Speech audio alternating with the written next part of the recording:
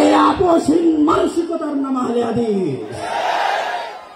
আর একজন আহলে হাদিস সালেহের সন্তান হিসেবে, আহলে হাদিস আকীদার লালনকারী হিসেবে পৃথিবীর যে প্রান্তে আমাকে উপস্থিত করা হোক না কেন, পৃথিবীর যে কোনো জায়গায় আমাকে ডাকা হোক না কেন, সেই প্রত্যেক জায়গায় আমি নিজেকে আহলে হাদিস বলে পরিচয় দিব।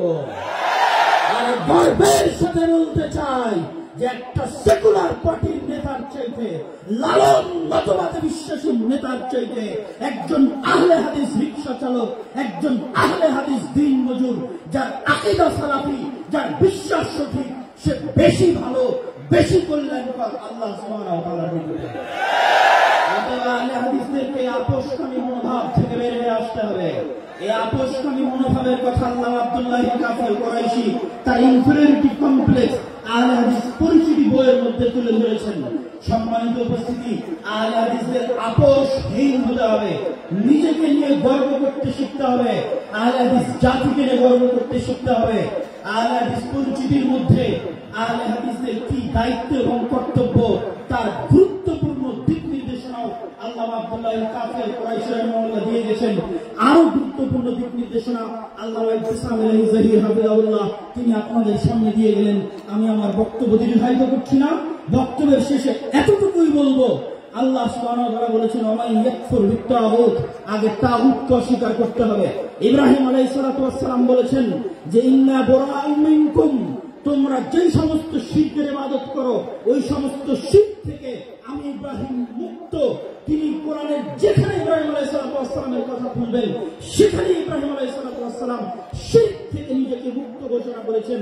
আহলে হাদিসদের যদি ঈমান পরিপূর্ণ করতে হয় তাহলে আগে এই সেকুলারিজমকে, আগে এই ন্যাশনালিজমকে এবং এই ধরনের যত মতবাদ তন্ত্র মন্ত্র আছে এই সমস্ত তাগুতি মতবাদকে অস্বীকার করতে হবে প্রকাশ্যে।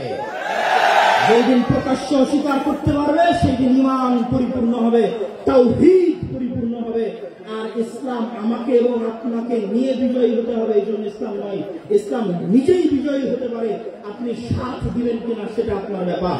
সম্মানিত উপস্থিতি, আমি আমার সংক্ষিপ্ত বুঝ অনুযায়ী যেটি বুঝেছি যে আমরা যদি ইসলামকে রাষ্ট্র ক্ষমতায় প্রতিষ্ঠিত করতে চাই তাহলে আমাদের রাষ্ট্র ক্ষমতায় প্রতিষ্ঠিত হওয়ার যোগ্য হতে হবে, যা আমার প্রত্যেক বহু বক্তব্যে আপনাদের সামনে তুলে ধরেছি। ন্যায় পরায়ণতা, ন্যায়ের আন্দোলন করতে হবে নিজের জায়গায়, নিজের পরিবারে, নিজের সমাজে, প্রত্যেক ক্ষেত্রে ন্যায়ের আন্দোলন করতে হবে।